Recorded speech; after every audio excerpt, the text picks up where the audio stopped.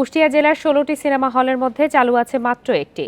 বন্ধ cinema hall পরিণত হয়েছে বাণিজ্যিক ভবন ও কমিউনিটি সেন্টারে। বেকার হয়ে পড়েছেন এ শিল্পে জড়িত কয়েকশো শ্রমিক।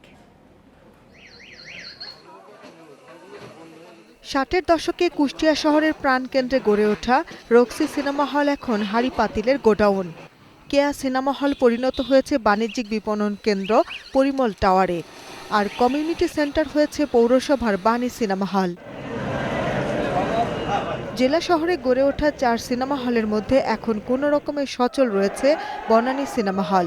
সেটিও ভালো মানের ছবি সংকটে জনপ্রিয়তা হারিয়েছে। মা বাবার সঙ্গে করে আসছি, সিনেমা দেখছি, কত এনজয় করছে, কিন্তু এখন সেই পরিবেশ নাই। না হওয়ার কারণ অবশ্যই সিনেমা তাদের কাছে ভালো লাগে না, ঘরে বসে তারা বিনোদন করতে পারছে। যারা ছবি তৈরি করে বর্তমান তারা এখন ছবি আর তৈরি করে না, ব্যবসা নাই, লোকজন নাই। হল ব্যবসায়ীরা বলছেন দর্শক সংকটে একের পর এক সিনেমা হল বন্ধ করতে বাধ্য হয়েছেন তারা। পুনরায় চালু করতে সরকারি সহায়তার দাবি তাদের। রং চং করতে পারি না, বিদ্যুৎ বিল দিতে পারি না, আমরা কর্মচারীর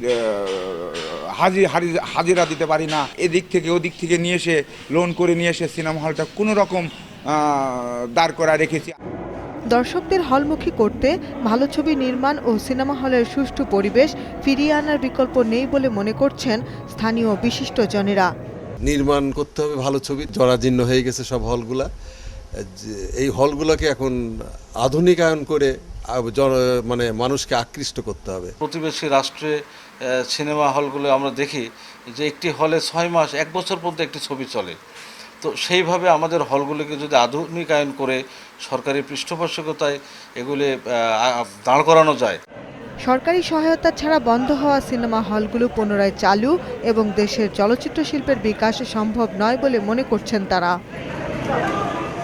ইন্ডিপেন্ডেন্ট নিউজ ডেস্ক।